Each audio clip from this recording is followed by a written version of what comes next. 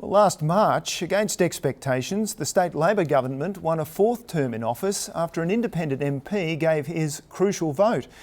Jeff Brock's controversial decision provoked a barrage of criticism and numerous death threats. But today, the former smelter worker, now a cabinet minister, says he wouldn't change a thing. Matt Doran reports. 12 months is a long time in politics. It's a tremendous decision to make. Quite frankly, I wish I could just stand back and say, I don't want anything to do with this. That initial aversion to the spotlight wasn't helped by some members of the electorate. I had lots of people criticise me, threaten to kill me. I had 4 death threats, which affected my family also. Despite those attacks, the now Regional Development Minister says it's been a worthwhile experiment. You're not going to please everybody, but certainly I believe it hasn't been a hostile reception out there. No way in anything near that.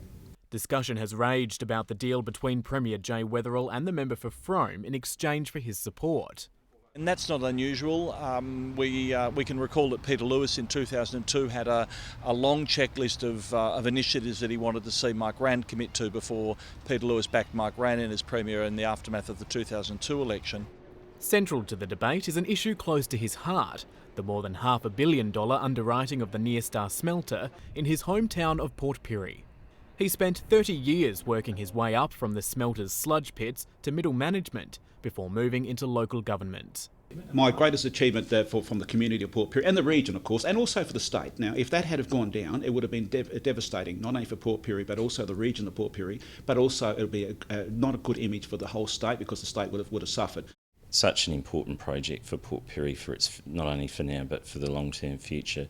His role was absolutely integral in part in that in getting that project up.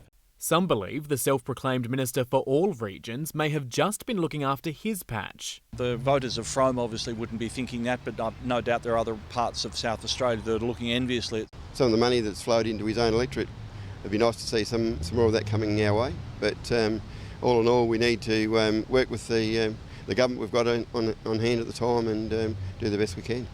Jeff Brock admits he's not perfect. Everybody's making mistakes. Some of the things I've had decisions I've had to make has been heartbreaking, heart-wrenching. It's hard. It's hard decisions sometimes. But if you make a mistake, you try and rectify it. But he still maintains his vote to uphold marine park sanctuary zones was the right choice, despite the heated and at times personal debate on its effect on regional SA. This is not a decision I've taken very, very lightly. Well done, mate. Well done. Despite the heavy workload of the past 12 months, Jeff Brock believes he's made the right choice. And it hasn't scared him off throwing his hat in the ring once more.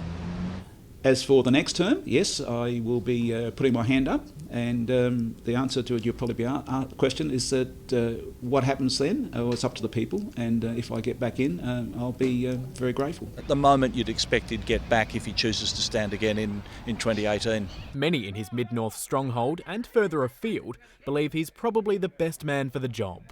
The issues he's had in front of him and the time he's had to put into it have been well spent. I think he's starting to run out of puff. He's had a lot of work to do and a lot of area to cover.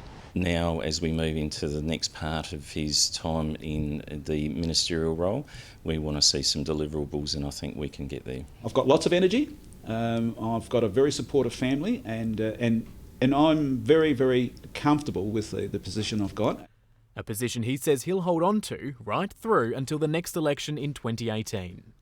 Matthew Doran, ABC News.